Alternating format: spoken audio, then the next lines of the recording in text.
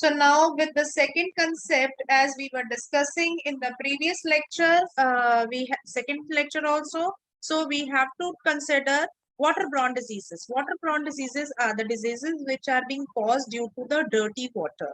Dirty water के कारण कौन-कौन सी waterborne diseases होती हैं बच्चे?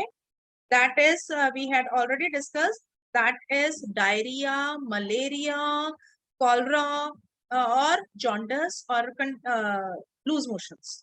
ये सारी डिजीजेस जो है these are considered to be as a waterborne diseases. Is it okay? So then अगर sanitation की बात की जाए, sanitation means washrooms वगैरह. Several diseases are caused due to the poor sanitation. Poor sanitation के कारण बहुत सारे diseases आती हैं. People are not fully aware about the sanitation facility. लोग aware नहीं है. इसके कारण जो बीमारियां आती हैं, that is due to poor sanitation facility. The illness is, we can say, plague, P-L-A-G-U-E, plague, and then fever, high fever. बीमारियां कौन सी आती हैं? I'm going to write it. That is plague and high fever.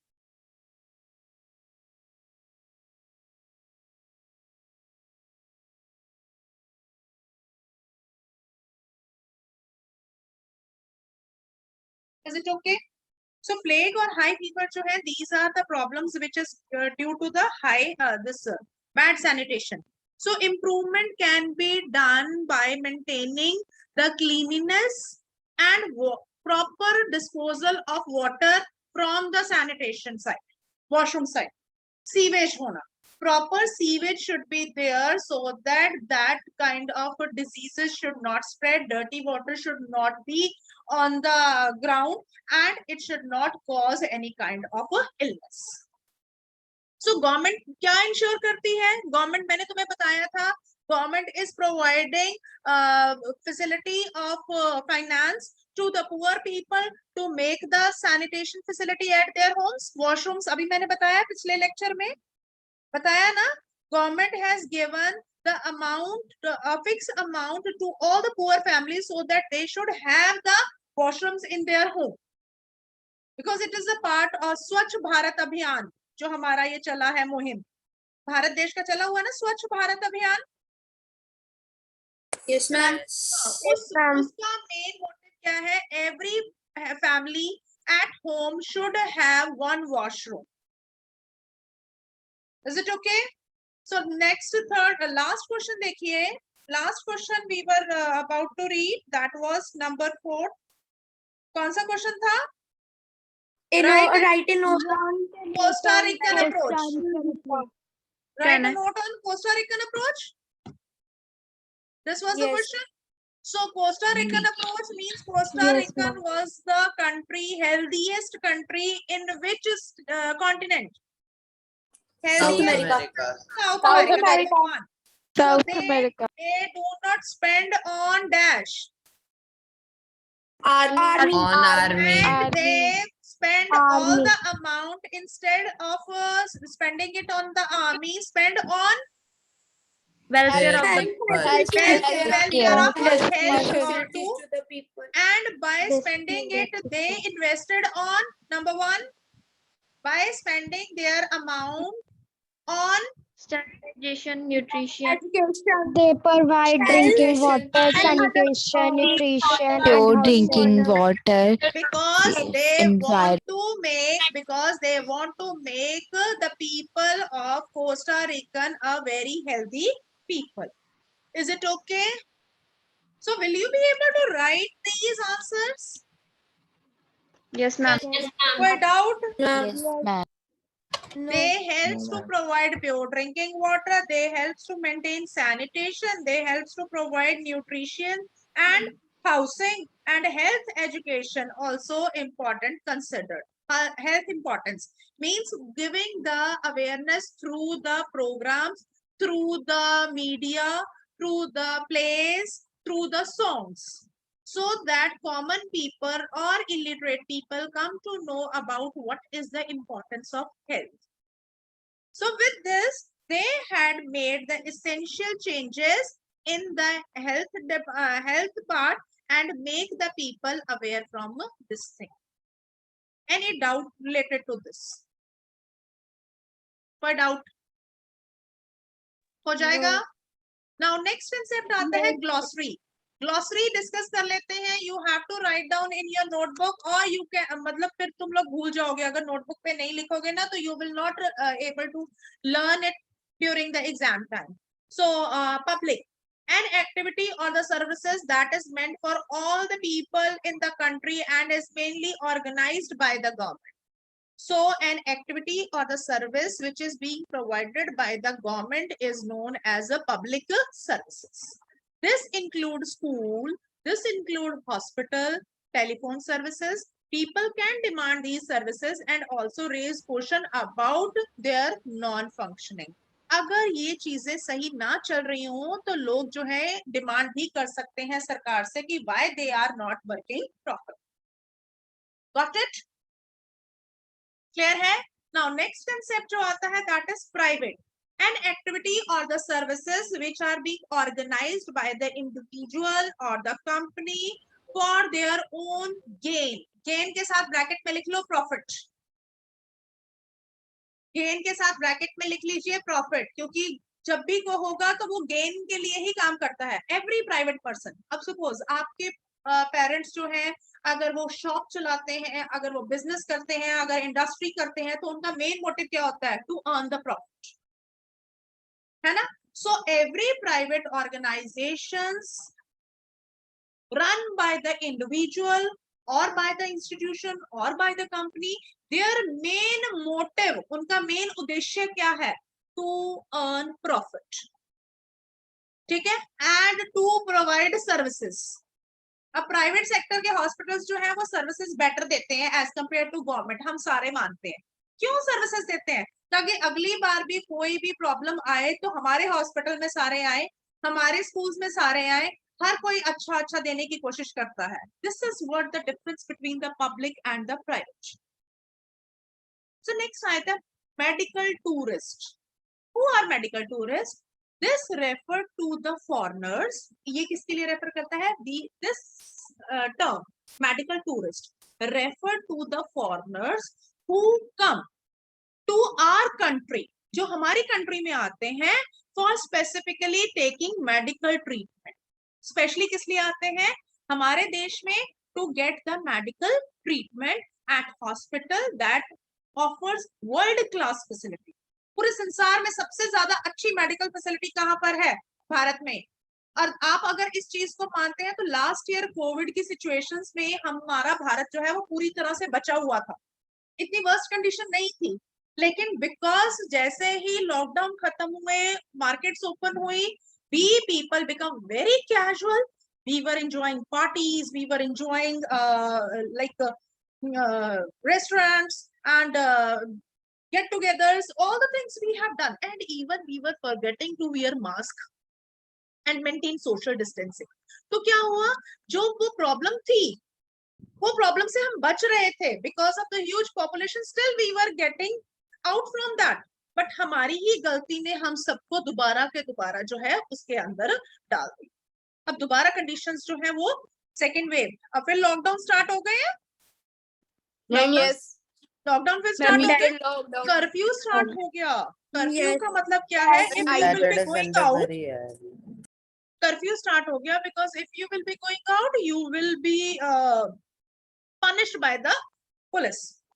Law and order के against हो जाएगा. So medical tourists are the persons who are coming in India to get the first class medical facilities which are being offered to us by the world class facilities at lower cost. एक और feature क्या है हमारे भारत की medicine का, medical treatment का, कि they are comparatively very cheap as compare to other countries. क्योंकि अदर कंट्रीज में डॉलर्स एंड यूरोस चलते हैं, हमारे कंट्री में रुपीज चलते हैं. तो रुपी की जो वैल्यू है वो डॉलर और यूरो से काफी कम है. इसलिए उन लोगों को यहाँ पर आकर मेडिकल ट्रीटमेंट लेना ज्यादा सस्ता पड़ता है. बात समझ आई? ठीक है.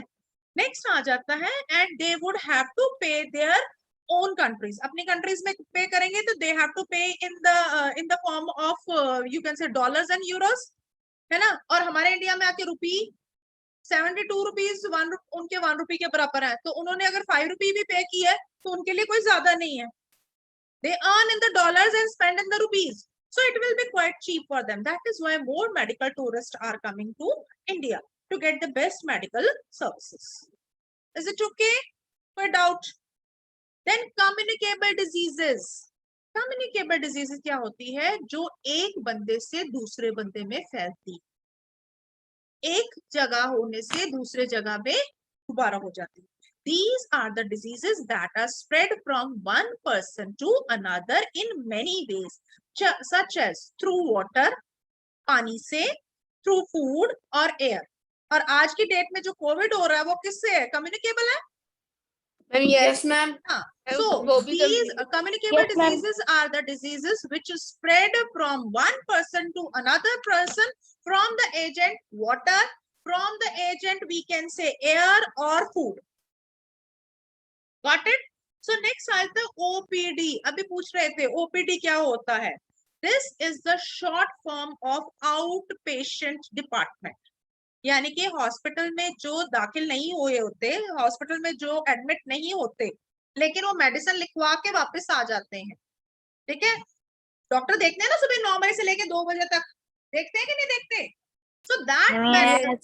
So that is known as OPD, outpatient department. So this is where people are first brought in and treated in the hospital without being admitted to any special ward. उनको एडमिट नहीं किया जाता, उनको सिंपली क्या किया जाता है, सिर्फ और सिर्फ मेडिसिन दे के भेज दिया जाता. ठीक है.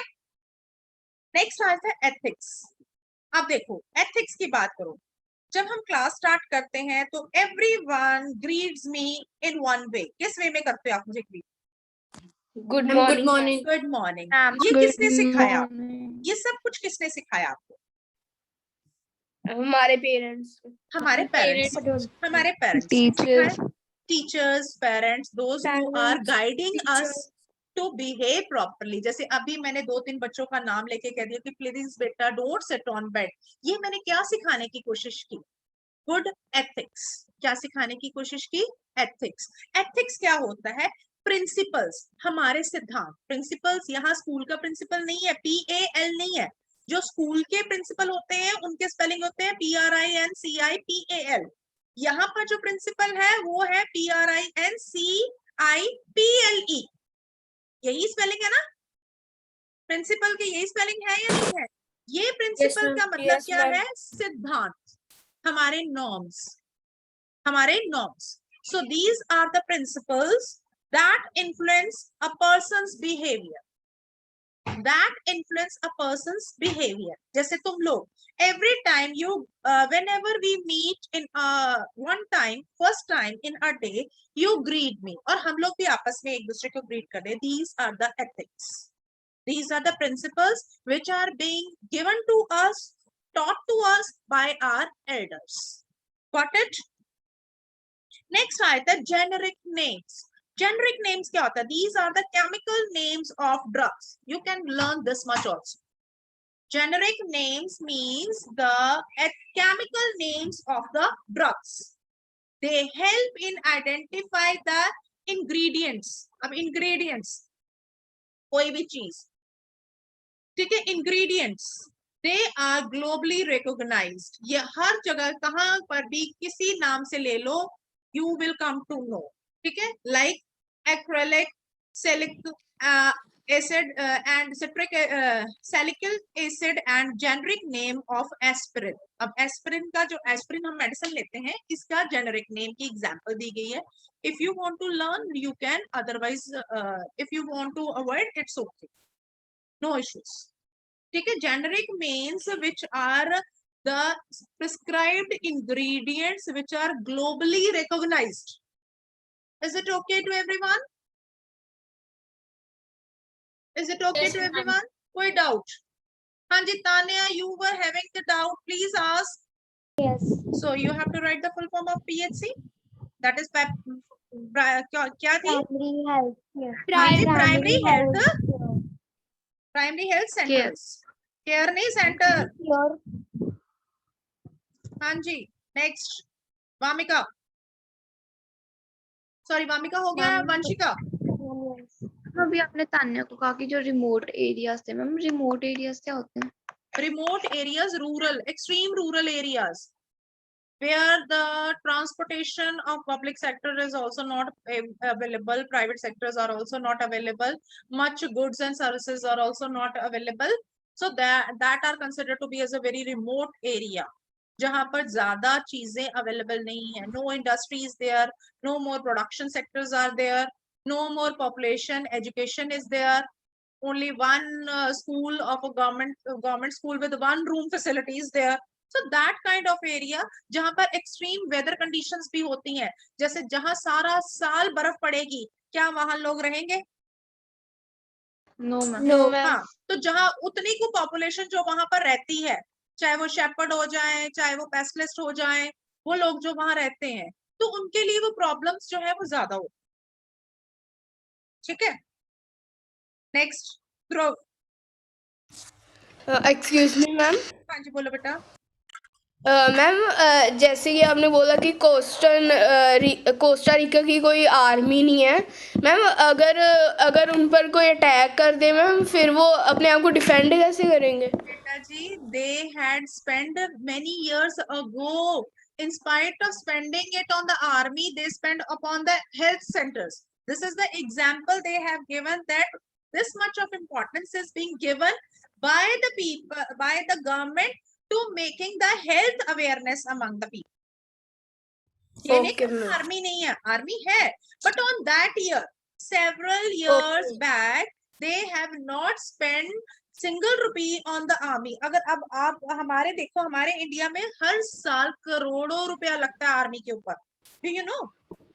Yes. Who ma'am has 4 visited? हाँ, तो वो हर साल करोड़ों अरबों रुपया आर्मी के ऊपर हम लोग लगाते हैं for getting the protection, because our country is having the surrounding from 7 countries, 6 countries हमारे सराउंडिंग्स में है ना, है ना। तो टू प्रोटेक्ट आवरसेल्फ, सबसे ज्यादा थ्रेट तो हमें चाइना से और पाकिस्तान से भी लगा रहता है, Yes. ठीक है। सो बट कॉन्स्टिट्यूशन के हिसाब से तो कोई अटैक कर ही नहीं सकता दूसरी कंट्री पर। कॉन्स्टिट्यूशन हमने अपने देश का बनाया हुआ है कि उनके देश का बना हुआ है? नो, कॉन्स्टिट्यूशन ही यूएनओ। हाँ, यूएनओ की बात, यूएनओ इज, अब इस कंसेप्ट को देखो, यूएनओ क्या है? United Nation Organisation. This is the organization which is being mutually made by the different countries with their consensus. जैसे हम लोग सपोज 6 जने मिलके एक फ्रेंडशिप ग्रुप बना ले और हमें पता हो कि हमारी कोई भी प्रॉब्लम आएगी तो we will be going to sort each others problem. So those who had signed on UNO's charter, UNO की गाइडलाइन के ऊपर जिसने भी वो साइन किया होगा, they are supposed not to attack on each other. यही कारण है, नहीं तो अभी तक यूएसए और चाइना की पता नहीं कितनी बार वॉर हो जानी थी, because China USA was very angry on the point of view with the expansion of this Covid from Wuhan city. Yes. Isn't it? Ma'am UNO के बनने के बावजूद भी चाइना ने इंडिया पे अटैक किया था और पाकिस्तान ने भी। एक मिनट, एक जना बोलो. हाँ जी, कौन बोलना चाह रहा है बेटा? मैम यूएनओ के बनने के बाद भी चाइना और पाकिस्तान ने इंडिया पे अटैक किया था, तो वो बिल्कुल किया था मैम फिर तो एक्शन नहीं लिया जाए। बेटा जी. At that time China UNO की कंडीशन इतनी ज्यादा स्ट्रांग नहीं थी जो आज की डेट में हो गई है. उस टाइम पर यूएनओ का कंट्रोल इतना ज्यादा नहीं हुआ था जितना आज की डेट में हुआ है. आज की डेट में UNO is more strong as compared to at that time when it was being created, because it was the mutual organization made by the different countries. और चाइना ने हमारे बाद ज्वाइन किया है. We were the basic members of UNO, but हमारी ही अपने members की गलती के कारण we were not be able to become the permanent member of UNO, and China become the permanent member of UNO. And now because China become the permanent member, they all have veto power with themselves. कौन सी 5 countries हैं permanent members? UK, USA, Russia, France, China. UK, I am USA telling और you, China. UK, USA, Russia, France, China. These are the 5 major countries who are the permanent members of UNO. And we are still not. हम लोग member हैं, लेकिन हम लोग अभी भी permanent member नहीं बन पाए हैं. क्यों? क्योंकि अब वहां के single negative vote can deny the decision. और सिंगल नेगेटिव वोट कहां से आती है? चाइना की तरफ से. To become the permanent member as a part of India. India as a part of the permanent member for UN. Is it okay? So ये Yes, ma'am. discussion हम जितनी मर्जी करते जाएं, there is no end of these discussions. So tomorrow you have to take your chapter environment. अपनी book निकाल के रखना environment की, and we will discuss that. और उस चैप्टर में से मैं अभी बता रही हूँ आपको, all the questions which will become, that will be source based question. उसके बैक एक्सरसाइज में से कुछ नहीं आएगा. That is extensive chapter.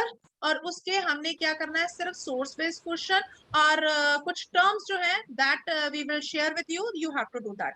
और मुझे नोटबुक्स जो है ऑन इक्वालिटी की अभी भी बच्चों ने नहीं भेजी हैं. आज मुझे ऑन इक्वालिटी चैप्टर की 4 क्वेश्चंस जो हैं, 4 क्वेश्चंस जो हैं that you have to send it to me on equality. और ये 4 क्वेश्चन भी इकट्ठी पीडीएफ बना के दोनों सेंड करने हैं, एक एक करके नहीं करने. मैम आज करने, कल तक करते ना. मैम आज कर सकते हैं. If you have done, it's okay. जिन्होंने पहले कर दिया, I am not asking those who have already sent. I am asking the majority. Ma'am आपने ग्रुप में मैसेज ही नहीं डाला. Beta ji, already it should be there. It should be there that once the chapter will be over, हमने class में announcement किया था. Class में I had given the announcement like the same way I am doing it here. So next time so I'll write it in the book class group if you want. Okay. Okay. ठीक है? No issues.